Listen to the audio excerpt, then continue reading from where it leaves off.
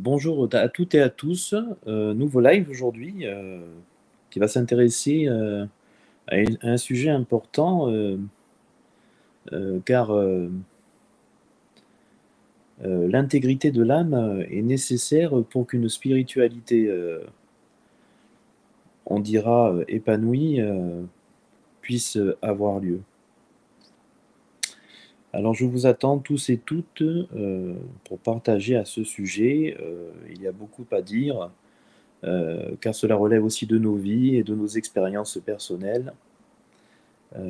D'ailleurs, qui n'a pas connu une blessure en l'âme et qui n'a pas été tourmenté en son âme durant sa vie? Donc je vous laisse venir et monter pour participer. N'hésitez surtout pas, osez faire le pas. Quand on parle de blessure de l'âme, bien entendu, on ne parle pas de blessure corporelle. On parle de blessure de l'être, notre être intérieur.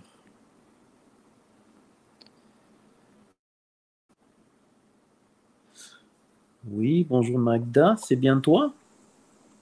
Oui, bonjour, c'est encore moi. C'est toujours toi? C'est toujours moi. Ah oui, j'ai reconnu la photo à force. Oui, bah écoute, des roses à cette époque, c'est joli, c'est sympathique. Alors, nouveau thème aujourd'hui, en fait, la spiritualité, bien sûr, et on va parler des blessures et des tourments de l'âme. Sujet qui est éminemment important, puisqu'il fait référence à ce qui va euh, euh, nous faire finalement, on dira plutôt conserver notre lumière en notre âme, ou plutôt ne pas réussir à la conserver. Alors, avant de commencer, je voudrais faire un petit rappel.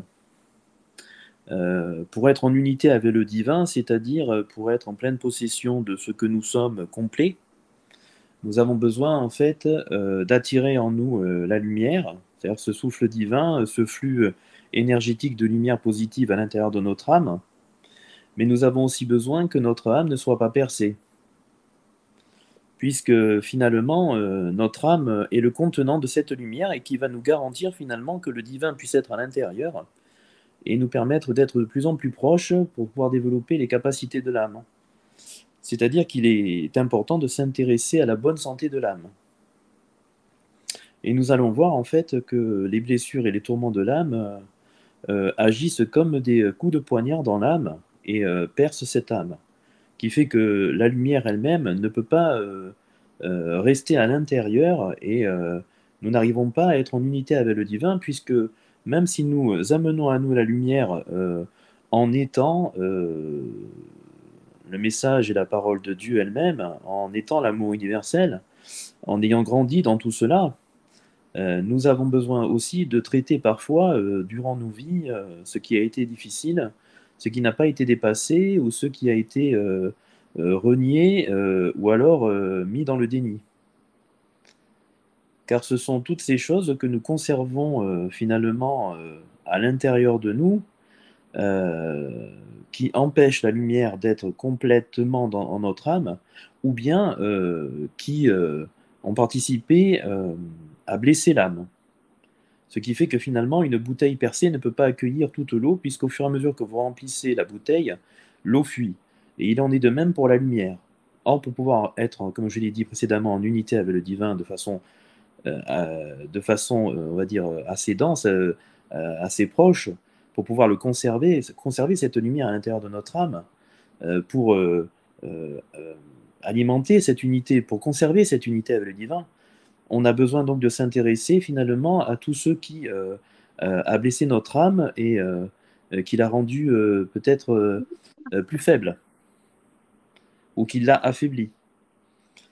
Et donc c'est tout l'intérêt de regarder en fait et de s'interroger à ce sujet pour essayer de voir ce qu'on peut faire pour entre guillemets réparer notre âme afin qu'elle puisse accueillir toute la lumière du divin et afin que l'unité soit possible, à nouveau possible. Alors, je sais pas, Magda, je vais te laisser rebondir sur ce que je viens de dire, si ça te parle, et qu'est-ce que tu en penses, toi? Tu as parlé des blessures dans l'inconscient, c'est ça? Les- les- Tu as parlé de ça en introduction? oui, les blessures de l'être, oui. Blessures de l'être qui sont... Les Oui, effectivement, tu fais bien de rajouter que tout ceci est inconscient, puisqu'on n'a pas conscience que notre âme est blessée. Et on n'a pas conscience que certaines choses, en fait, traumatisent notre âme. Voilà. Donc, effectivement, il y a une non-conscience de ces blessures, mais en même temps, euh, il y a alors je dirais pas une conscience dans un premier temps, mais au moins un état interne psychologique qui nous questionne sans pour autant remonter à, à ce qui a blessé l'âme. Euh, En ce qui me concerne, je suis partie de ce constat-là. euh, des, alors, je dirais pas, j'emploierais pas le mot tourment, mais en tout cas, c'est ce qui se passait. En tout cas, un mal-être euh, constant euh, qui ne se résout pas ou que l'on se tourne quoi que l'on fasse et qui m'a amené à rentrer un peu plus dans euh, la mécanique, c'est-à-dire si je m'oriente comme ça en pensée ou si je pratique certaines choses dans ma vie, euh, il peut y avoir une accalmie ou en tout cas un mieux-être, mais pourtant pas pour autant euh, une guérison entre guillemets ou en tout cas un, un effacement, enfin je sais pas comment dire, un gommage de ces états euh, inconscients qui remontent euh, au fond en permanence, quoi, à la surface. Donc il y a la vague de fond et puis il y a effectivement ce que l'on peut gérer dans notre quotidien. Oui, c'est intéressant ce que tu dis, mais j'entends ce que tu dis. Mais finalement, tu parles du constat que tu as fait pour toi-même à un moment donné. C'est ça. Oui, Et ce qui peut être intéressant de voir, c'est comment on va réussir à résoudre ça maintenant. eh ben, c'est bien ça, c'est C'est-à-dire, bien là la difficulté. c'est-à-dire, quand on parle de blessures et de tourments de l'âme, on va parler de façon plus générale. Comme ce sont effectivement des choses qui se sont passées dans nos vies, en fait, qu'on ne maîtrise pas, qu'on ne comprend pas, qui sont de l'ordre de l'inconscient et qui vont avoir un impact sur notre être intérieur, sur notre âme, euh, nous avons besoin donc de faire passer ce qui est inconscient au conscient, C'est ça, c'est-à-dire arriver à euh, se rendre compte de cet état où nous avons plongé, où nous ne sommes plus, entre guillemets, bien intérieurement, où on se sent un petit peu fatigué, où on se sent un peu déprimé, euh, parfois même très déprimé, parfois même allant jusqu'au burn-out. Euh, En fait, c'est de ces états-là, finalement, que ça nous amène à réfléchir sur ces choses-là et peut-être à aller chercher le pourquoi du comment je suis tombé dans cet état de fatigue, cet état de non-joie, cet état euh, d'oppression intérieure. Euh, et surtout, arriver à mettre des mots dessus. Arriver à mettre des mots dessus, M-A-U-X, M-O-T-S, et arriver à faire remonter à la conscience toutes ces choses qui sont venues percuter l'âme et qui fait que elle devient fragile et on pourrait dire qu'elle a une santé qui n'est plus celle qu'elle avait auparavant. Finalement, il y a comme des plaies dans l'âme, des blessures dans l'âme, et ces plaies et ces blessures, eh bien, il va falloir les traiter pour pouvoir progressivement les refermer afin de ne plus ressentir les effets négatifs sur soi ou en soi. Donc il y a tout un travail individuel à faire, puisque nos parcours et nos vies, notre passé euh, est différent les uns des autres, et aller chercher ce que nous n'avons pas compris pour le faire revenir à la conscience et par là réussir peut-être à guérir ses blessures. Ça, je pense que c'est entre guillemets, le contexte général de la situation. As-tu des choses à rajouter, toi, Magda, par rapport à ça? Oui, oui, effectivement, c'est un terrain qui ne se soigne pas et non seulement ne se soigne pas, mais en plus se détériore au fil de la vie de manière plus chronique. Euh, Effectivement, tu emploies le terme de tourment. Oui, oui, on est dans une tourmente. Alors, c'est marrant parce que si on décompose le mot, on a tour. Effectivement, ça nous fait faire des tours à non plus finir. C'est une spirale qui s'enfonce et en même temps ment. Oui, ment parce que effectivement, c'est derrière ça, il y a tout un pan qui relève de l'ombre, de l'énergie très négative ou parfois même très négative. Donc, on comprend bien que ça ne peut pas être la lumière. Disons que l'énergie sombre, elle a sa réalité et qu'elle vient, elle vient chercher à percuter l'âme en fait en permanence. Alors soit à Mm. travers nous, à travers nos pensées, à travers nos émotions, à travers nos actes qu'on arrive à poser en fait pour la servir sans s'en rendre compte quand on est inconscient et qu'on n'est pas encore éveillé, et soit à travers les autres qui eux-mêmes en fait vont agir dans le sens de l'ombre pour venir attaquer l'âme d'un autre ou d'une autre. C'est-à-dire qu'il y a deux pans à explorer. Il y a le pan extérieur, en fait. C'est-à-dire comment se protéger finalement des gens qui ne sont pas éveillés à l'extérieur et qui pourraient venir percuter votre âme par des propos ou des actes toxiques pour vous. Et il y a un deuxième champ à explorer, c'est comment intérieurement ne pas provoquer de déséquilibre en son âme euh, en répondant et en agissant à ces pensées toxiques qui nous viennent ou à ces émotions toxiques qu'on pourrait ressentir. Je Mm. crois que c'est important de préciser les deux parce que ce sont les deux finalement qui vont nous permettre de comprendre ce que sont les blessures de l'âme et les tourments de l'âme. Euh,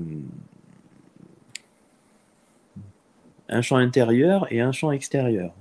Et d'ailleurs, vous vérifierez toujours qu'il y a toujours un champ intérieur, c'est-à-dire un travail personnel à faire, et il y a toujours aussi un travail d'exploration de la conscience de l'autre. C'est-à-dire un travail de vigilance pour voir où l'autre en est par rapport, en fait, euh, à sa propre vigilance lui-même par rapport à ses énergies sombres. Un être éveillé, c'est ce qu'il fait. C'est-à-dire qu'il y a une vigilance constante, finalement, et conscient de ces énergies qui gravitent autour de lui et qui veulent l'amener à agir en son sens, à penser en son sens, à parler en son sens ou à ressentir des choses qui sont de l'ordre du négatif. Et donc, il y a double travail, c'est-à-dire un travail d'empathie à développer, un travail d'objectivité à développer vis-à-vis de l'autre, pour pouvoir mieux voir où il en est, sans prétention, mais juste pour pouvoir, au cas où, pouvoir se protéger éventuellement, mais toujours dans la bienveillance et toujours dans l'amour de l'autre.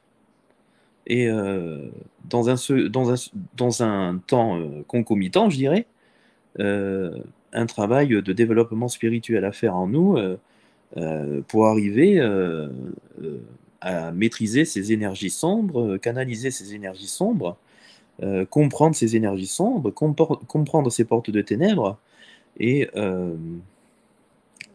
travailler, j'ai envie de dire, à leur acceptation parce qu'elles sont présentes, elles sont là et on ne pourra rien faire, elles se manifesteront.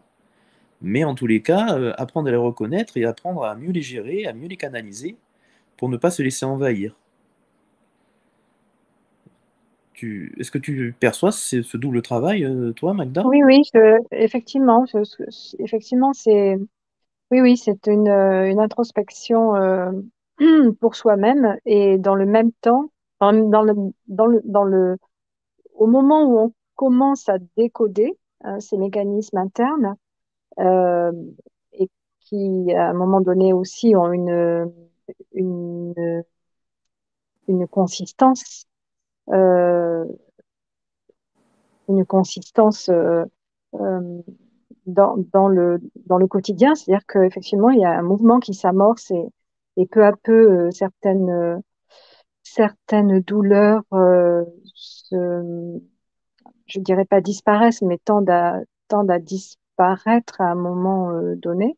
On comprend que cette mécanique interne nous permet aussi, comme tu dis, de regarder ce qui se passe en l'autre et aussi étant plus conscient, forcément, de de ces états-là, on est d'autant plus vigilant euh, dans la relation avec autrui. Déjà avec soi-même et forcément avec autrui. Oui, c'est-à-dire finalement, quand tu auscultes en toi-même, tu arrives à discerner ce qui se passe en l'autre. C'est Euh, ça, c'est plus, mieux plus se tu, connaître pour connaître l'autre aussi, oui, c'est ça. plus tu accomplis ce travail spirituel, plus tu avances sur ce chemin spirituel, et plus en fait tu vois les portes ouvertes de l'autre, tu vois les portes fermées, tu vois les portes de lumière ouvertes. C'est-à-dire que tu as comme un don qui se développe, qui s'appuie sur ta propre expérience et ton propre cheminement. Et c'est ça qui va te permettre euh, par la suite euh, de, Oui, je t'écoute. par la suite euh, de mieux voir en l'autre, de mieux comprendre l'être de l'autre, de mieux analyser l'autre, mais pas dans le sens du jugement, dans le sens du constat de l'état dans lequel il se trouve, pour pouvoir, toi, peut-être lui donner des clés par rapport à ton expérience, ou pouvoir peut-être aussi, toi, te protéger si il ne peut pas encore entendre finalement, si l'état de son cheminement ne lui permet pas encore d'entendre. Puisque comme le Christ disait, comme Jésus disait, il y a ceux qui entendent mais qui en vérité n'entendent pas, c'est-à-dire qui portent un filtre négatif autour d'eux tellement fort que ça n'atteint pas leurs oreilles. Et si ça atteint leurs oreilles, ils ne le décodent pas. C'est-à-dire, il y en a qui entendent mais qui n'entendent pas, il y en a qui entendent mais qui ne comprennent pas. Et ils ne comprennent pas aussi peut-être parce que l'état du cheminement actuel ne leur permet pas de comprendre quelque chose qui est encore à découvrir. Il y a aussi ceux qui entendent, qui comprennent et qui ne font pas, c'est-à-dire qu'ils ont la connaissance, ils commencent à la décoder par leur propre cheminement dans la vie, par leurs propres expériences, par leur propre compréhension, par leur propre questionnement, mais ils n'arrivent pas à changer dans les faits. Ils n'arrivent pas à mettre en place euh, c'est ça, oui, des changements, des nouvelles attitudes, des nouveaux modes de vie qui leur permettraient de fermer certaines portes de lumière pour accueillir de nouvelles portes de lumière. Et ensuite, tu as le dernier stade, en fait, où il y a ceux qui entendent, il y a ceux qui comprennent, il y a ceux qui font, il y a ceux qui sont. Comme disait le Christ, je suis celui qui est. Sous-entendu, je suis celui qui est l'être de Dieu. Et ceux-là euh, euh, euh, verront le petit sentier étroit qui mène au royaume de Dieu. Ceux-là intégreront le royaume de Dieu, disait-il. Euh, je crois que c'est important de comprendre ces étapes aussi pour comprendre en fait pourquoi les gens parfois sont piégés dans leurs tourments et dans leurs blessures. Parce qu'il y a tout ça, il y a tout ce cheminement à faire, toute cette compréhension à faire, et chaque blessure nécessite justement un cheminement pour pouvoir la rendre consciente et pour s'en libérer.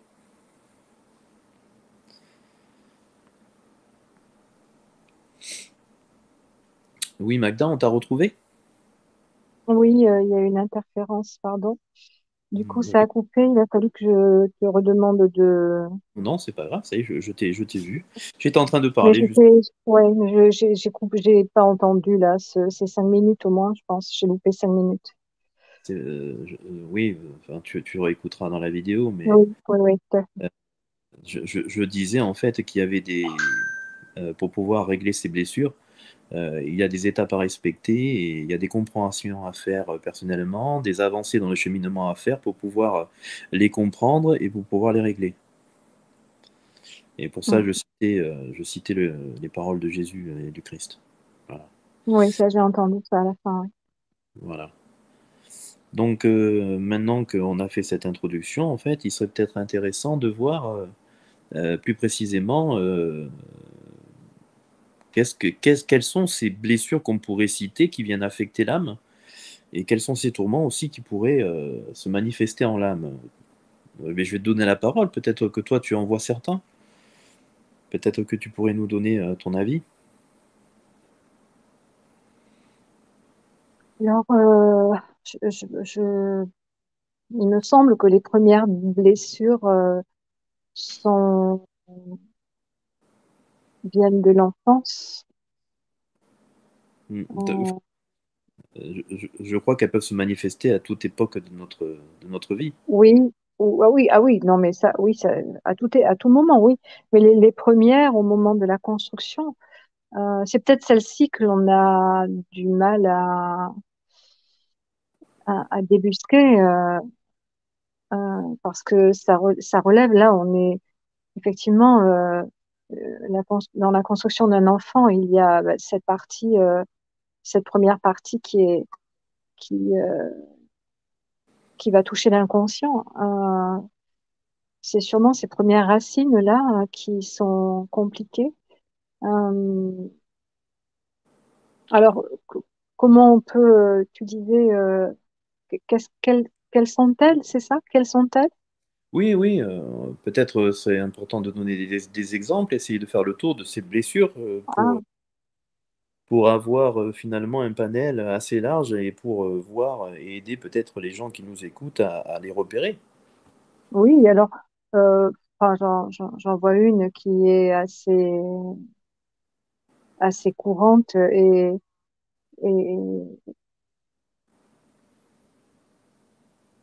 et grossière. Le fait dans l'éducation de l'enfant, au départ, c'est effectivement euh,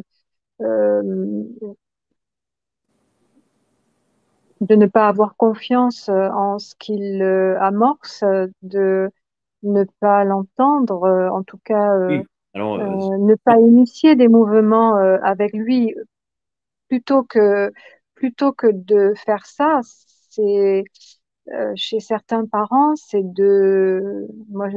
j'avais une expression favorite lorsque j'étais adolescente, c'était de dire, donc là je m'adressais à ma famille proche, c'était de dire, mais vous tuez la vie dans l'œuf.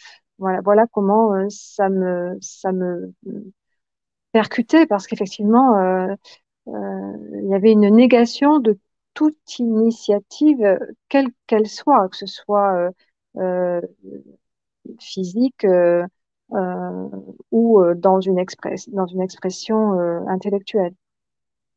Bon, oui, peut-être finalement, qu'on peut s'y retrouver, il hmm. me semble. Voilà, on a un terrain commun, hein, en tout cas, à un moment donné. Oui, c'est intéressant ce que tu dis, puisque quand on est enfant, il faut quand même préciser les choses. Euh, on voit plus particulièrement l'âme s'exprimer chez l'enfant. Oui, Il n'est pas encore construit, il n'a pas encore subi de conditionnement de la société, il n'a pas encore reçu d'éducation. Et on voit en lui, en fait, cette âme qui rayonne et qui s'exprime particulièrement. Donc, si tu viens, en fait, l'empêcher de s'exprimer, cette âme, effectivement, tu vas créer une censure à l'intérieur de toi-même. Et en créant cette censure, tu vas t'éloigner de ton âme. Et donc, tu voilà. vas t'épire. Donc, ça, c'est vrai que c'est un premier type de blessure. C'est quand on va finalement, ou quand quelqu'un va venir, en fait, euh, te dire de ne pas être telle ou telle chose qui correspondent à des caractéristiques de l'âme. C'est ça finalement que je crois que tu subi quand je t'écoute. Oui, oui, en tout cas, le premier milieu qui peut impacter, c'est bien sûr le milieu familial. Après, il y a, dans la suite logique, c'est le milieu scolaire. On a tous eu des enseignants plus ou moins bienveillants. Euh, et puis après, ça se poursuit dans le milieu Disons, professionnel, oui. disons plus ou moins bienveillants parce qu'ils n'ont pas conscience finalement de ça. Ils ne se Non, pro- c'est pour ça que je dis plus ou Encore moins une fois, bienveillants, oui.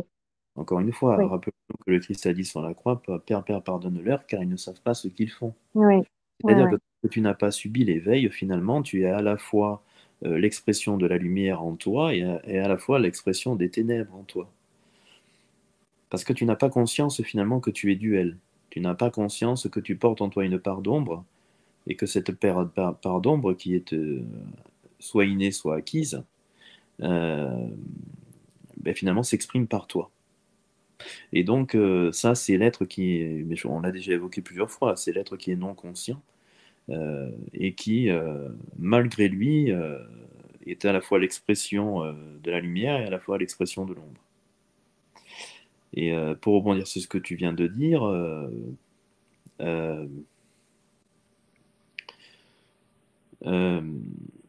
c'est pas, j'ai envie de dire, c'est pas véritablement. En fait, souvent les blessures, effectivement, tu as raison, souvent elles sont l'expression de quelqu'un d'autre à travers toi. C'est-à-dire que oui. Et le cas, oui. la parole a une place particulièrement importante.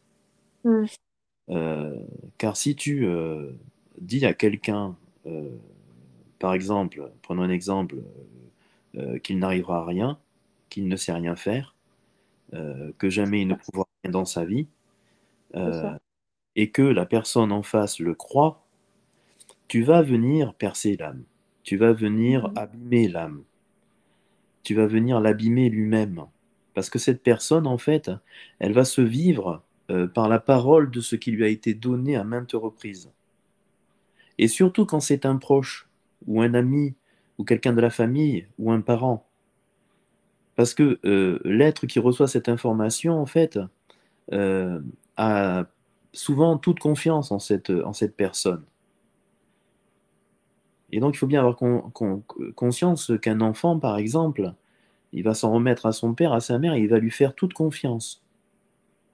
Et à partir du moment où ces personnes vont avoir des mots qui vont venir percer l'âme, qui vont lui faire perdre confiance, eh bien, la personne elle-même va croire en ce qui lui est dit, à Mm, force de le répéter. Et il va l'intégrer comme quelque chose euh, qui lui appartient à présent. C'est-à-dire qu'il ne pourra pas, qu'il ne saura pas, qu'il n'arrivera à rien et qu'il ne pourra rien faire. Et donc, sans le savoir, on affaiblit l'enfant, on affaiblit la personne et elle va se construire sur cette incapacité. Et elle ne va pas pouvoir s'exprimer, développer son potentiel, pouvoir s'épanouir, pouvoir rayonner, pouvoir agir. Parce que en elle, cette parole s'est greffée et lui a fait croire qu'elle était ce qu'on lui avait dit de négatif. Tu comprends ce que je veux dire, Magda? Tu l'as peut-être oui, vécu? tout à fait. Oui, je l'ai vécu, bien sûr. Et d'ailleurs, j'ai envie de dire, qui ne l'a pas vécu? Qui n'a pas été blessé par Exactement, la parole d'un autre? bien sûr. Qu'est-ce que disait le Christ à ce sujet? Ce qui souille la parole de l'Éternel n'est pas ce qui entre dans votre bouche, mais ce qui en sort, il me semble. Mm, mm, mm, Attention à la parole, car elle est une énergie puissante mm. et peut convaincre des gens.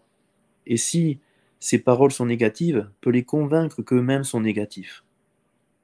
Et ils traînent cela, peut-être parfois très très longtemps dans leur vie, jusqu'à l'éveil, ou peut-être même, s'ils ne s'éveillent pas, toute leur vie. Mm. Cela va les affaiblir, c'est-à-dire qu'on ne va pas les armer positivement pour la vie, mais on va les armer négativement dans la vie. Et c'est donc important de veiller en fait à sa parole. Parce que cette parole, elle fait beaucoup de dégâts si elle est mal utilisée. Et toujours veiller à parler positivement de quelqu'un d'autre. Toujours veiller, en tous les cas, à être neutre, mais pas dans le négatif. On peut être dans le constat et la parole, mais on ne peut pas être négatif envers l'autre par la parole. En tout cas, on ne devrait pas.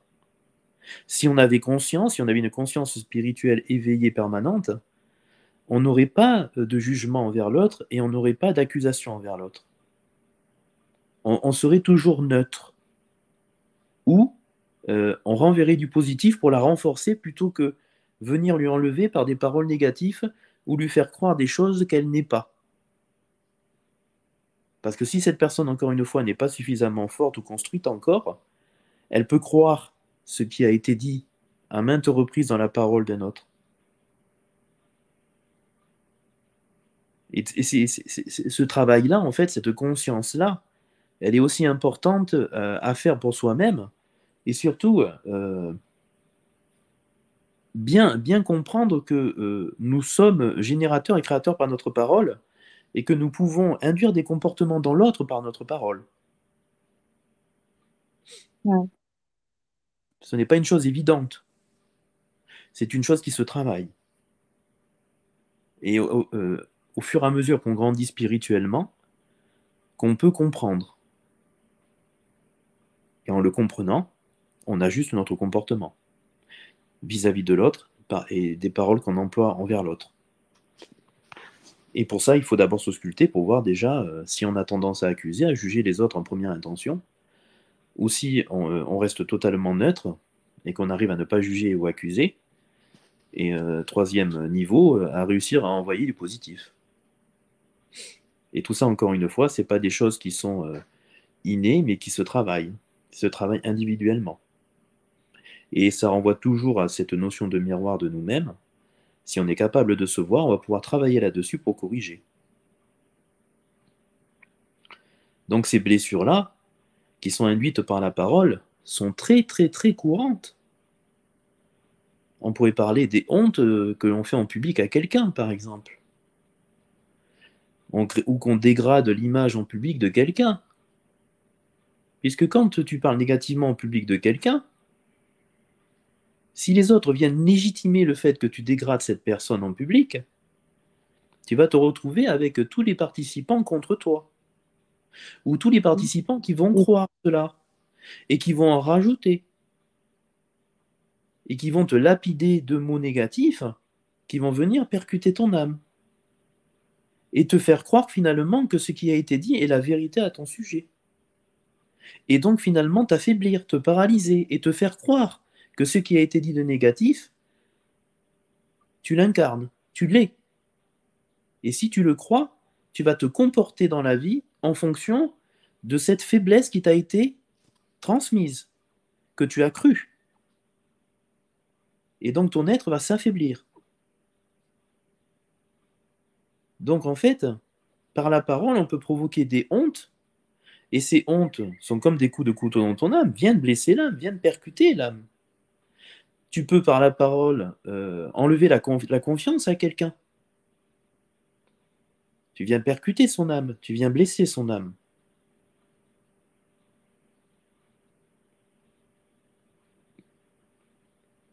C'est-à-dire que nous devons prendre conscience que la parole est un outil puissant, aussi bien positivement pour quelqu'un si tu parles positivement de quelqu'un, aussi bien négativement contre quelqu'un si la personne en face le croit. Mm.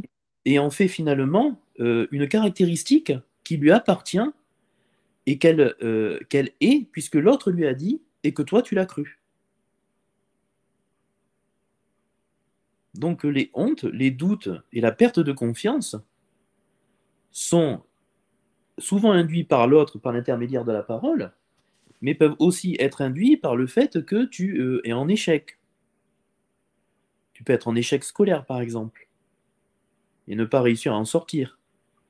Ce qui crée une spirale négative, parce que quand tu as une mauvaise note, puis une seconde, puis une troisième, puis une quatrième, et que tu n'arrives pas à t'en sortir, euh, malgré le fait que tu travailles ou pas, de toute façon, c'est le fait qui compte. Finalement, il y a une dégradation de l'image de la personne. Mm. C'est-à-dire que la personne croit qu'elle est les notes qu'elle reçoit. Et donc, que plutôt que l'aider à émerger, mais à force de lui mettre des mauvaises notes, elle peut penser qu'elle n'arrivera jamais à rien. Et donc, elle peut perdre confiance. Et elle peut avoir honte d'elle. Et donc, tout ça vient alimenter finalement ses blessures en l'âme. On peut aussi parler de la culpabilité que tu peux ressentir. Puisque si on t'a fait croire que tu ne pouvais rien, que tu étais incapable d'avancer, tu es incapable de progresser, incapable de changer, ben finalement, tu peux, si tu le crois, tu peux aussi culpabiliser de cela, puisque tu n'arrives pas, puisque tu ne le montres pas, puisque tu es enfermé dans cette non-confiance qui a été induite en toi, et que tu n'arrives pas à avancer, et tu n'arrives pas à émerger. Donc une culpabilité interne peut aussi se manifester. Et ça aussi, ça ne vient pas renforcer ton âme, ça vient l'affaiblir, ça vient la percer, mais ça vient la blesser. Est-ce que tout cela, ça te parle, Magda? Ou Oui, oui, bien sûr, ça me parle. Ça, je pense que ça doit parler à tout le monde. Mais ensuite, la question, c'est comment je fais pour régler, hein. Voilà. Comment s'y prendre? Par quel bout? Est-ce que je vais tout, euh, est-ce que je vais lever les voiles de tous ces mécanismes? Est-ce qu'il va en rester? Ça fait un travail, ça représente un travail. On a l'impression qu'on se munit d'une pince à épiler pour soulever les couvercles, les couvertures. Ça c'est fait, ça c'est fait, ça c'est pas fait. Oui, c'est un travail. Euh, c'est un travail fastidieux, oui. Mm. mais finalement, si tu as une blessure sur ton corps, est-ce que tu ne vas pas t'empresser finalement de la soigner, de la désinfecter, de faire un pansement dessus pour guérir? Mm. Celle-ci est visible. Exactement. Donc finalement, l'idéal, c'est ce que l'on fait pour notre corps, le soin que l'on apporte à notre corps. Ben, il est aujourd'hui important de prendre conscience que nous avons besoin de faire du soin aussi pour notre âme quand elle en a besoin. De la même façon. Enfin, différemment, mais c'est une prise, effectivement. C'est une prise en charge aussi de guérison. Ouais. Exactement. Donc finalement, tant que tu ne te sais pas complet en esprit, en âme et en corps, ben, tu peux pas te mettre à régler des choses finalement de ton âme où c'est très compliqué parce que ça va te demander effectivement une prise de conscience de tout ça. Et comme tu le Mm. dis, ça va être à la pince à épiler parce que autant de blessures tu vas manifester, autant de blessures on t'aura transmis et autant de blessures il va falloir que tu ailles inspecter. Et il va falloir que tu conscientises, et il va falloir que tu comprennes comment ça fonctionne et le pourquoi du comment. Donc tout ça, ça prend forcément énormément de temps et c'est concomitant à ton évolution spirituelle, puisque tout ça va apparaître petit à petit dans ta vie, et petit à petit, tu vas pouvoir régler cette blessure, petit à petit, tu vas pouvoir régler une autre blessure au fur et à mesure que tu passes les paliers spirituels, au fur et à mesure que ta compréhension s'affine, au fur et à mesure que tu vois un peu mieux les choses, ou que tu comprends un peu mieux les choses de l'être, les choses de l'invisible. Et donc, ça peut être très, très, très, très long, effectivement. Mais pendant ce temps, ton âme est percée. Et donc, elle ne peut accueillir la lumière que tu fais rentrer, quand bien même tu la fais rentrer. Parce que, effectivement, quand tu es blessé intérieurement, quand ta confiance est atteinte, ben, ton émotionnel souvent est atteint. Tu vibres pas haut. Et donc, plutôt que de faire rentrer de la lumière, tu as tendance à te densifier dans des couches d'ombre. Oui, mais comme tu disais tout à l'heure, on peut toujours essayer de faire entrer de la lumière, mais si le vase est cassé, percé, ça ne tient pas, hein, ça fuit tout le temps. Exactement. Et donc c'est important de gérer ça, de traiter ça, d'essayer de comprendre ça, d'aller chercher tout ce qu'on a enfoui à l'intérieur de nous et qu'on n'a jamais voulu gérer parce que c'était beaucoup trop douloureux pour nous. Mais en faisant cela, en croyant qu'on s'en débarrasse, en le niant ou en le mettant dans le déni, en vérité, on ne se débarrasse de rien. La blessure, elle est intacte et elle va toujours fuir. Ça va toujours fuir en ton âme. Mm. Et tu ne régleras rien parce que cette blessure-là, elle va tourner en toi. Elle va être une conscience en toi, une énergie en toi. Et cette Mm. blessure, au présent, tu vas, je ne sais pas si tu t'en es déjà aperçu, mais il y a des gens qui te parlent, à chaque fois que tu les vois, Mm. qui te parlent toujours des mêmes choses, C'est qui te sûr, parlent c'est les toujours, mêmes événements. Ouais. qui te Ouais. parlent toujours de leurs difficultés que les autres leur ont transmises, Ouais. Ouais. Ouais. de Ouais. leur passé, Ouais. Ouais. des choses pas dépassées, des choses dans le déni, des choses pas acceptées, des choses refoulées. Et donc elles existent, ces énergies, en soi. Ce n'est pas parce que tu ne veux pas les voir ou que tu les refoules ou que tu mets dans le déni qu'elles n'existent pas. Bien au contraire, à chaque fois que tu vois ces personnes, elles te parlent toujours de leur trauma passé, de leurs blessures passées, de leurs difficultés de vie passées. C'est comme s'il y avait un arrêt dans le passé et qu'au présent, elles n'existaient plus. C'est ça. Et finalement, quand tu vois la personne, tu sais déjà ce qu'elle va te conter, ce qu'elle va te dire, et de quoi elle va se plaindre. Je crois qu'on a tous eu affaire à ce genre de profil. Mm. C'est tout simplement des gens qui n'ont pas résolu les blessures qui ont été induites en leur âme, qui n'ont jamais traité cette partie d'eux-mêmes. Et en ne le traitant pas, toutes ces énergies se sont renforcées. Et en se renforçant, se confondent avec la personne, de sorte que tu entends dans leur bouche ces énergies, ces traumas, ces blessures, et comme un moulin qui ne fait que se répéter, à chaque fois que tu les vois, sans même qu'elles se rendent compte, elles sont envahies par cela et elles te content cela. C'est finalement la complainte de la blessure non traitée. La complainte euh, du trauma non traité. La complainte de l'être malade à l'intérieur de soi non traité. Jamais soigné. Et c'est ça finalement à quoi participent les psychologues Mm. et certains psychiatres. C'est ça leur travail. Leur travail, c'est de résoudre les complaintes de l'âme, les tourments de l'âme, les blessures de l'âme. Finalement, c'est ça. Peut-être même, sûrement qu'ils doivent le savoir, ou peut-être pas. Ou peut-être qu'ils le voient d'une façon différente. Mais en tous les cas, c'est bien ce qui se manifeste. Ce déni, ce refoulement n'est absolument pas une solution. Parce que de toute façon, tout ce qui n'a pas été traité à l'intérieur de soi de négatif va prendre place et va nous empêcher de nous relier à notre âme, va nous empêcher d'être en unité avec le divin, va nous empêcher d'accéder au meilleur pour nous-mêmes. Et la Et, solution la plus facile, c'est de ne pas vouloir voir, de ne pas vouloir entendre, de le mettre dans le refoulement ou dans le déni.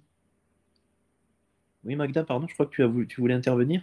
euh, oui, juste, effectivement, quand on dit que le corps parle, c'est parce que le psychisme est tellement saturé que le corps finit par exprimer ce malaise. Mm. Exactement, tu fais bien de signaler les répercussions de l'être malade sur le corps qui deviendra malade. Tu fais bien. Mm. C'est tout dans ce sens que ça se manifeste de toute façon. La maladie, Mm. c'est toujours en ce sens, c'est toujours de l'intérieur vers l'extérieur.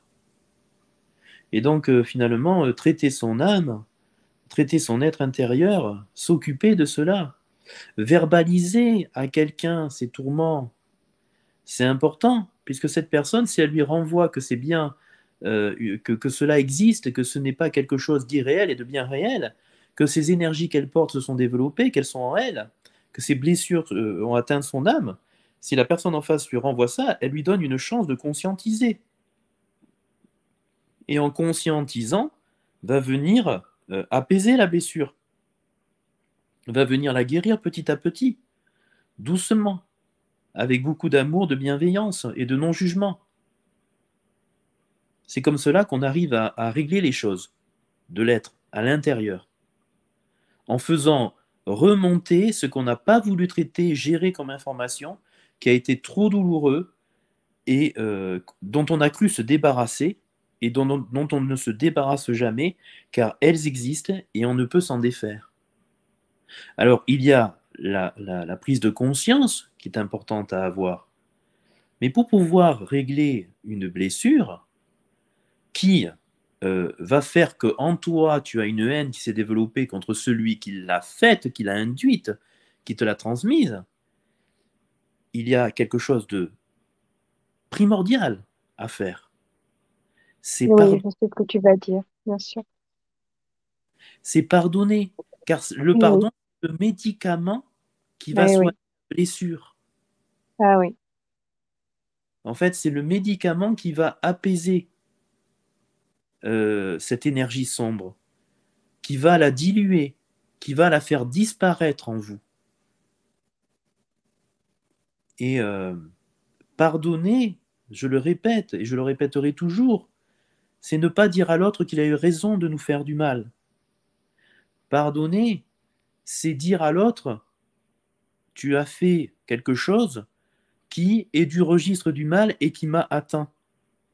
Mais moi, je te pardonne, car j'en ai besoin pour moi, pour pouvoir guérir cette blessure à l'intérieur, pour pouvoir éliminer cette énergie sombre que j'ai contre toi. Mm. Il faut bien comprendre que le pardon, c'est d'abord se soigner soi-même, c'est d'abord se faire du bien à soi-même en éliminant l'énergie sombre qui a pu se créer ou être induite par un autre à l'intérieur de toi. Et ça, si ce n'est pas fait, on traîne la blessure très longtemps dans sa vie, elle existe en nous, cette énergie sombre est alimentée et elle envahit notre vie au présent, dans le sens où on ne pense qu'à ça et on est émotionnellement dans la même émotion qu'au moment où on a vécu cette blessure. Et donc on ne peut pas émerger, on ne peut pas amener et conserver la lumière du divin en soi et on ne peut pas finalement retrouver l'unité avec le divin. Et c'est essentiel de le comprendre. Et pour ça, il faut d'abord aussi avoir un peu d'humilité et tout remettre en question. Et tout remettre en question. Traiter son âme, c'est pouvoir un jour espérer revenir en unité avec le divin. Retrouver un équilibre intérieur, retrouver la paix et la sérénité à l'intérieur, retrouver son libre arbitre, retrouver sa liberté, puisque cette énergie sombre te quitte et elle ne te fait plus penser en permanence à ces mauvaises choses que tu as vécues. Et donc, tes émotions remontent et tes pensées remontent et tes actions vont pouvoir enfin se mettre en place dans le positif. Alors, on pourrait aussi citer d'autres types de blessures, hein. Un deuil qui n'a pas été dépassé peut se transformer en blessure de l'âme, peut nous mettre en dépression. Une accumulation au travail, finalement, on dira de harcèlement psychologique, qui mène donc au burn-out. Ça aussi, c'est une blessure qui vient percuter l'âme.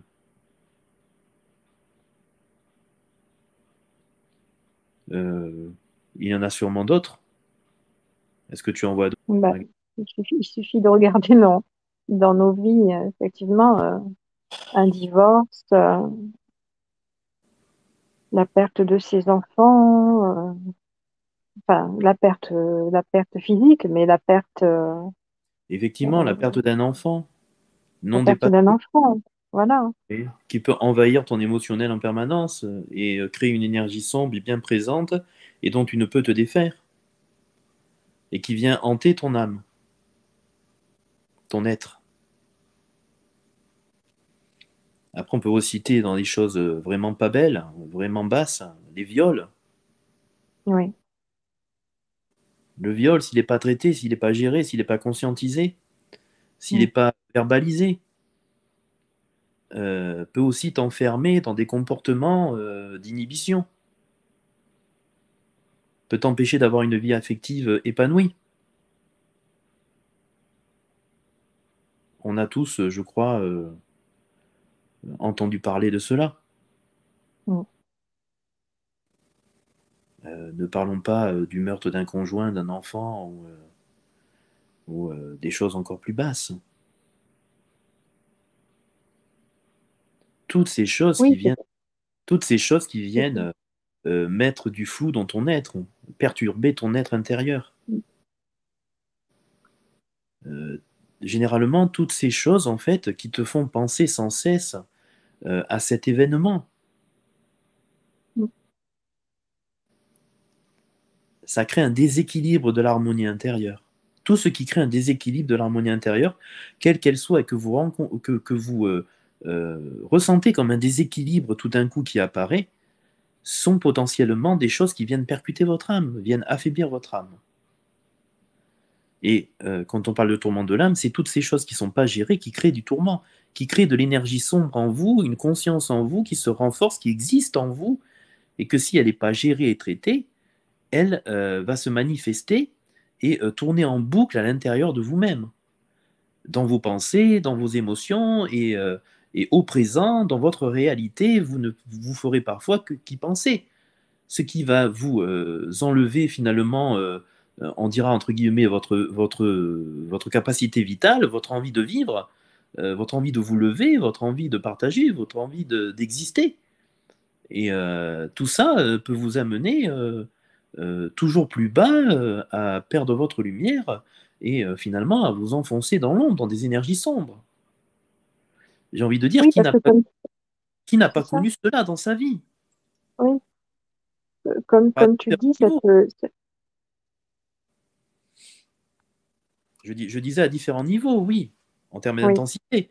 Mais qui n'a pas connu des moments où on n'avait pas envie, on n'était pas bien, on est fatigué,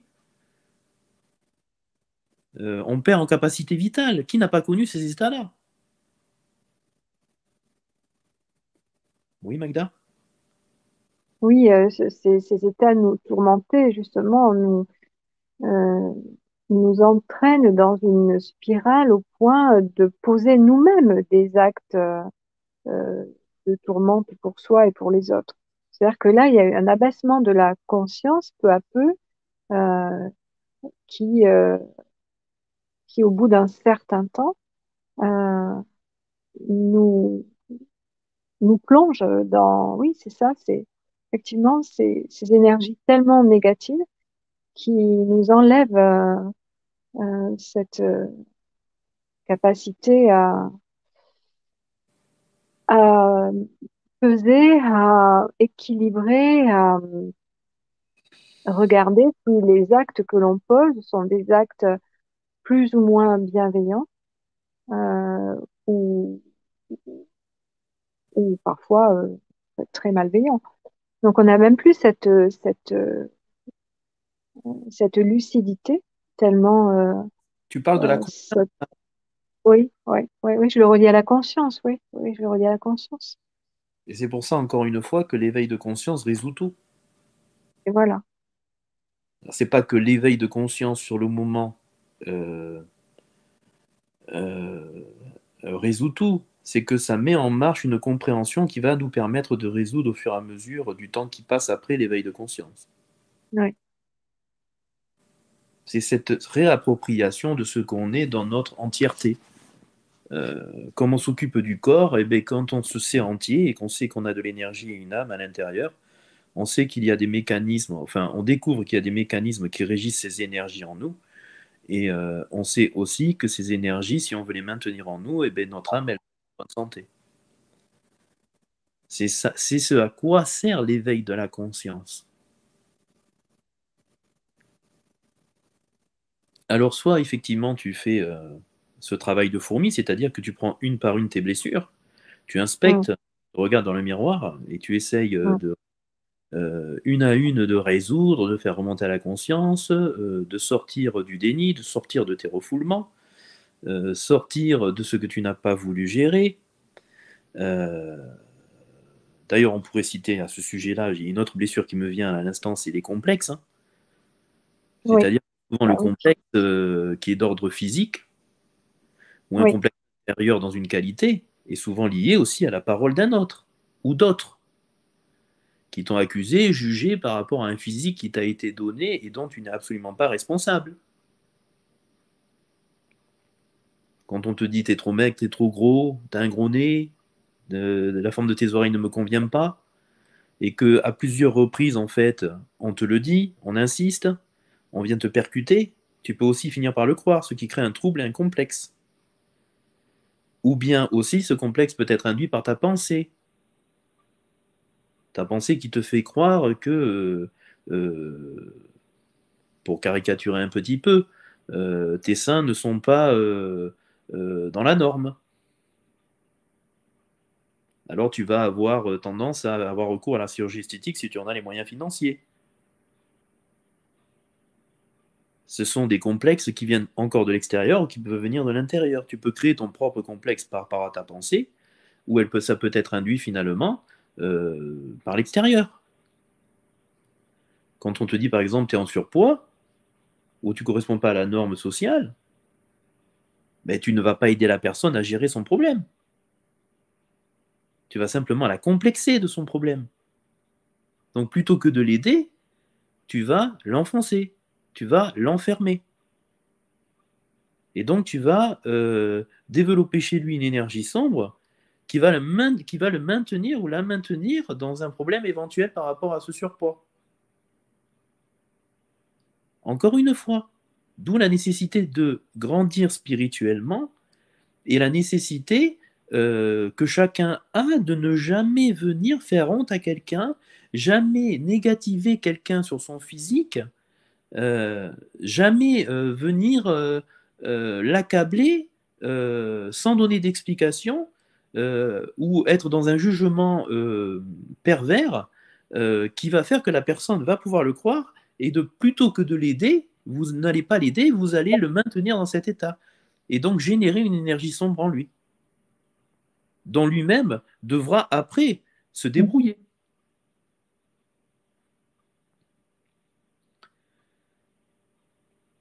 Les complexes font partie intégralement des choses qui peuvent amener à des blessures et qui sont liées à des conditionnements externes, des paroles externes de personnes, qui sont liées à des croyances aussi par rapport au système dans lequel on vit, par rapport aux normes sociales, ou bien une pensée, des pensées qui ne sont pas contrôlées, maîtrisées, et dont on n'a pas conscience qu'elles sont influencées par les énergies, qui viennent harceler la personne de sorte qu'elle pense qu'elle a un problème. J'essaie de balayer large, hein, pour essayer de faire Oui, comprendre mais oui, bien sûr. comment ça peut se passer. C'est cela. Est-ce que tu en vois d'autres, toi, complexes, tourments ou blessures de l'âme? Oui, enfin, non, non, non. En dehors des complexes physiques et des complexes intellectuels, peut-être, oui. Aussi, Mais ça fait partie, oui, c'est ça. aussi, puisque Mm. la norme sociale aujourd'hui a valorisé les gens qui, entre guillemets, ont un cursus universitaire, un cursus intellectuel, un cursus d'amas de connaissances, plutôt que des gens, par exemple, qui travaillent avec leurs mains, manuels. Alors qu'on se rend compte, en réalité, quelqu'un d'objectif se rend bien compte que celui qui sait se débrouiller avec ses mains réussira peut-être à trouver une certaine indépendance et ne sera pas dépendant des autres pour pouvoir régler ses propres problèmes. Alors que quelqu'un qui a développé des connaissances intellectuelles, peut-être ne saura pas se servir de ses mains, et peut-être que ses connaissances resteront à l'état de connaissances et ne lui serviront pas à se débrouiller pour résoudre ses propres problèmes. Peut-être que si on ne correspond pas à cette norme, en fait, et qu'on n'a pas réussi à avoir un cursus universitaire ou à faire de longues études, on va développer donc un complexe par rapport à d'autres, parce que la masse croit que faire de longues études, c'est donner de la valeur à l'homme. Et donc forcément, si on ne te donne pas de la valeur parce que tu n'as pas fait de longues études, tu vas développer peut-être un complexe d'infériorité. Donc c'est bien tout ça finalement dont on doit prendre conscience. Et je dirais que si l'on est capable de réfléchir à tout ce que l'on va dire à l'autre, et à comprendre cela, et à veiller à être toujours bienveillant, bon, dans ce que l'on va dire à l'autre, on résout beaucoup, beaucoup, beaucoup, beaucoup de problèmes de l'être, beaucoup de problèmes internes que l'on génère sans même se rendre compte en l'autre. Il y a une véritable vigilance spirituelle à avoir. Un état de conscience éveillé permanent. Une concentration pour ça permanente. Parce qu'à tout moment peut émerger en vous votre dualité. À tout moment, les énergies peuvent s'emparer de votre parole pour parler, pour dire, pour agresser. pour envoyer un propos haineux, pour envoyer un propos négatif vers la personne, qui, si elle est un peu faible, peut le prendre comme une réalité pour elle. Et bien avoir conscience de cet état de fait.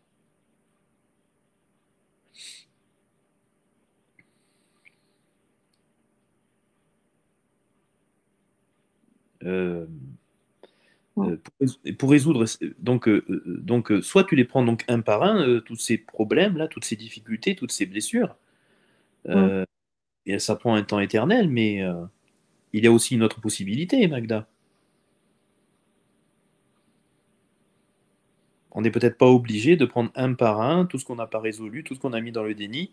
Si cette charge est trop lourde et qu'on s'en sent pas capable et qu'on est affaibli, on a aussi une autre possibilité, Magda, non? Ben oui, de s'en remettre, de ne plus compter sur soi-même, mais de s'en remettre aux forces invisibles, oui. Oui. De lâcher tout simplement, par Exactement, épuisement, par peine, par douleur, exactement. par abandonner, abandonner, oui. Mm. En fait, abandonner euh, et s'en remettre, Donc, à Dieu. s'abandonner, oui, c'est ça. Finalement, tu dis, mais écoute, moi-même, j'ai essayé de gérer les choses, moi-même, j'ai essayé de contrôler les choses, moi-même, j'ai cherché sur la terre pour résoudre les choses, moi-même, je me suis donné tous les moyens que je connaissais pour pouvoir avancer, mais aujourd'hui, je suis trop faible, et donc on peut peut-être éliminer tout ça de soi. C'est-à-dire, finalement, tout ce que j'ai essayé de résoudre comme problème, on peut peut-être tout simplement abandonner le problème, les problèmes. Plutôt que de le gérer, l'abandonner pour qu'il n'existe plus en soi. Lâcher prise, lâcher ce contrôle, et donc se tourner vers le divin, et encore une fois faire un acte de repentance par le cœur, c'est-à-dire un acte de prise de conscience que nous sommes de faibles choses, que nous sommes incapables de résoudre les problèmes que l'on a reçus ou que l'on a créés, et s'en remettre au divin pour qu'il intervienne. Donc finalement, on en revient toujours au même point, c'est-à-dire mourir. Mourir en son être, mourir de l'homme ou de la femme que l'on était jusqu'à maintenant, mourir de tout ce que l'on est dans l'être, tous nos mécanismes, tous nos mauvais chemins, tous nos mauvais penchants, tout ce qui fait notre identité jusqu'à maintenant, tous nos conditionnements, toutes nos fausses croyances, revenir à l'état d'enfant, d'innocence, de pureté, où on ne savait rien, où tout était à construire, où tout était à découvrir. C'est cela, mourir. Et en mourant, on abandonne tout, et même nos blessures, même nos hontes, même nos culpabilités, même nos traumas. On lâche tout. J'ai envie de dire le bon comme le mauvais. On lâche tout. On reformate ce que nous sommes dans l'être. On revient à l'état originel d'enfant. Quand on arrive et qu'on ne sait rien et qu'on va à nouveau se construire, mais cette fois-ci, uniquement dans les portes et les chemins de lumière, dans tous les attributs du divin, et on va s'efforcer de se construire dans ces attributs. C'est cela mourir, se déconditionner de tout le mauvais, de tout ce qu'on est, pour se reconditionner dans les chemins de lumière, dans les attributs du divin, pour pouvoir soigner son âme, pour pouvoir faire revenir la lumière en soi, pour pouvoir se redensifier en lumière et pour pouvoir accueillir le divin et se relier à son âme et être en connexion avec son âme. On dira que là, véritablement, on se met à comprendre que Dieu est le sauveur, que la lumière, que le grand esprit de lumière qui est caché dans l'invisible est le sauveur. C'est-à-dire qu'on va se remettre à sa toute-puissance Et c'est sa toute-puissance qui va venir faire de vous un être nouveau. Oui, Magda, est-ce que ça te parle, ça? Hum. Oui, comme je disais l'autre jour, c'est un nouveau chemin pour moi, oui. Donc,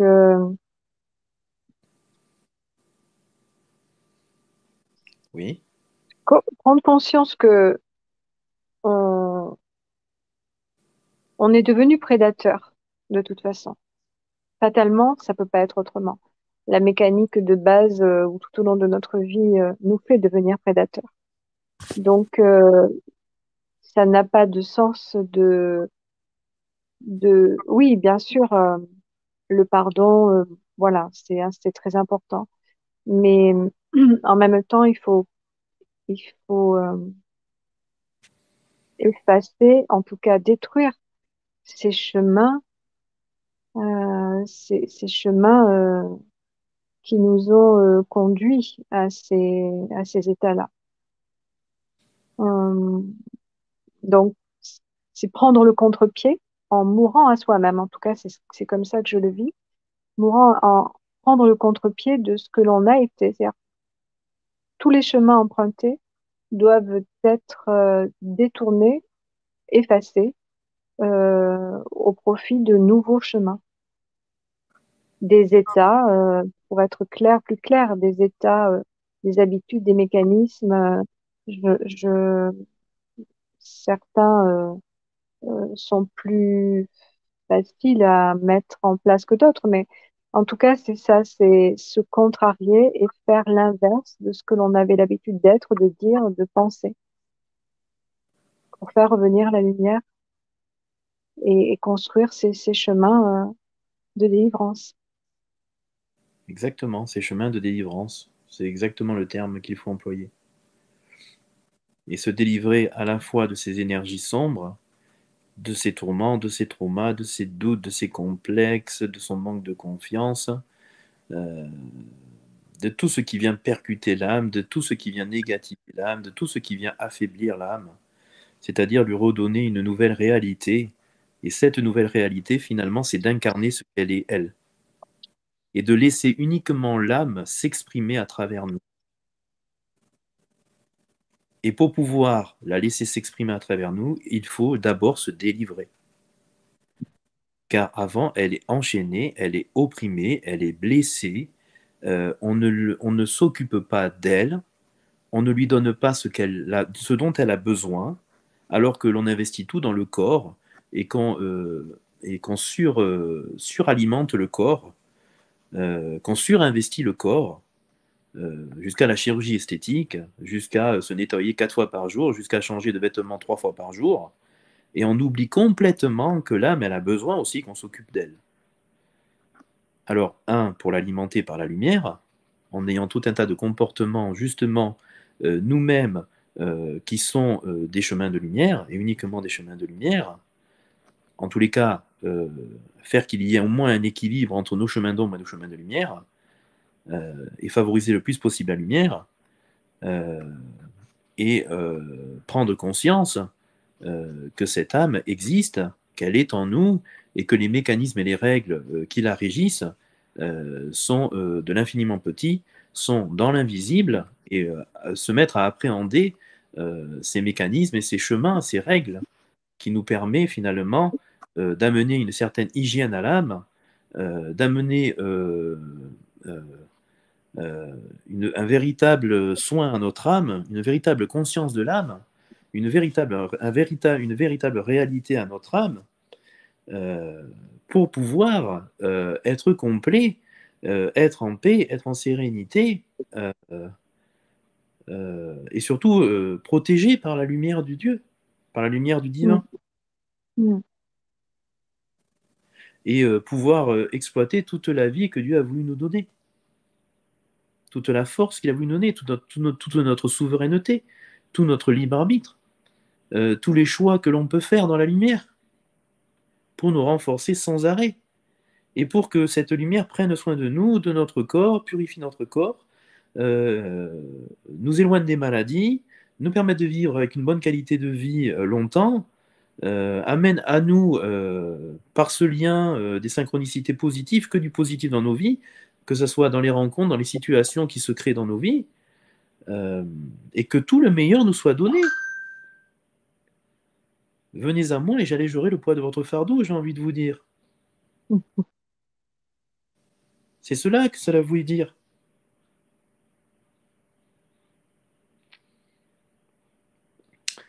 Et finalement, si on comprend tout ce qu'on vient d'évoquer, Magda, on peut dire que quelque part, ce que l'on vit comme difficile dans les blessures de l'âme ou dans les tourments, quels qu'elles soient, de l'âme, c'est peut-être ce qui va nous permettre de prendre conscience justement que nous sommes incapables de les résoudre. Et étant incapables de les résoudre, qui va peut-être nous amener à l'abandon et à lâcher prise. Et finalement, va nous amener au but ultime qui est de mourir à nous-mêmes, en esprit, et de renaître de nouveau, comme un homme ou une femme nouvelle. Un homme, l'homme nouveau ou la femme nouvelle. C'est cela que nous venons chercher sur Terre. La prise de conscience de ce que nous sommes, âme, esprit, corps, prise de conscience des mécanismes dans l'invisible, prise de conscience des énergies, prise de conscience de que nous devons nous occuper à la fois de notre corps, mais aussi de notre âme et de notre esprit, prise de conscience de la réalité de notre Créateur, de notre Père d'âme et d'esprit, prise de conscience que nous devons avoir une relation avec lui, puisque c'est lui qui nous réclame et qui nous donne la vie,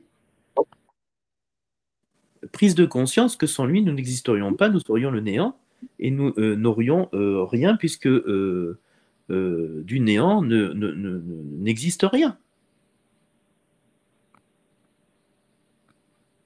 Et surtout aussi prise de conscience de son amour infini pour nous, puisqu'il ne nous amène que bénédiction, amour, bonnes choses dans la matière,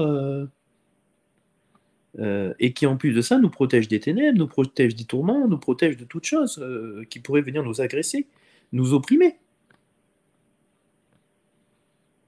C'est tout ça l'éveil de conscience qui émerge en soi.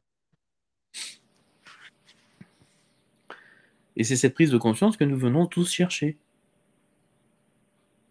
C'est cet éveil à la réalité de tout ce que nous sommes et tout ce que nous pouvons, par l'intermédiaire de notre âme, si nous y mettons la lumière et le divin à l'intérieur. Magda, est-ce que tu as des choses à rajouter sur le sujet?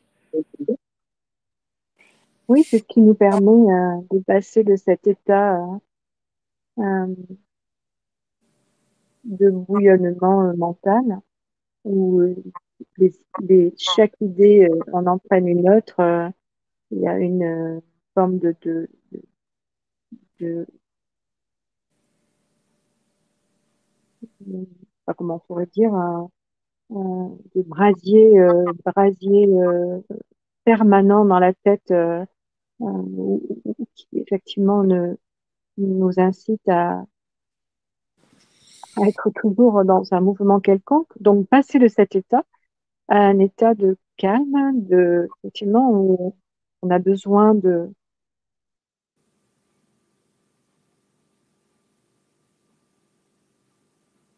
Oui, Magda? Ah, nous avons perdu Magda. Euh, donc,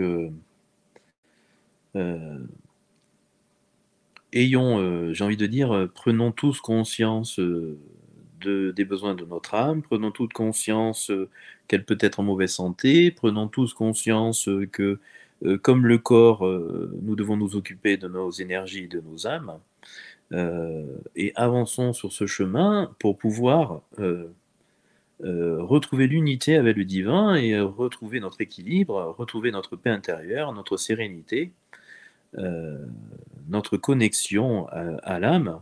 Et à partir de là, une fois que nous sommes morts à nous-mêmes en esprit et que nous sommes revenus finalement à notre état originel, euh, alors nous revenons au divin et en nous reconnectant au divin, nous nous reconnectons à notre âme et le divin finalement peut se manifester à travers notre âme pour nous donner tout un tas de capacités. Alors je vais vous remercier de nous avoir écoutés, Magda et moi. Magda nous a quittés prématurément. Je la remercie pour sa participation et je vous dis au revoir une prochaine fois. Euh, S'il vous plaît, avant de vous quitter, n'hésitez pas à vous abonner, à liker, à commenter, et toujours dans la bienveillance, toujours dans des choses positives, dans la construction, même si nous ne sommes pas toujours d'accord, euh, pour que l'échange soit fructueux, intéressant et que toutes nos expériences nous enrichissent les uns les autres. Je vous remercie et je vous dis à bientôt.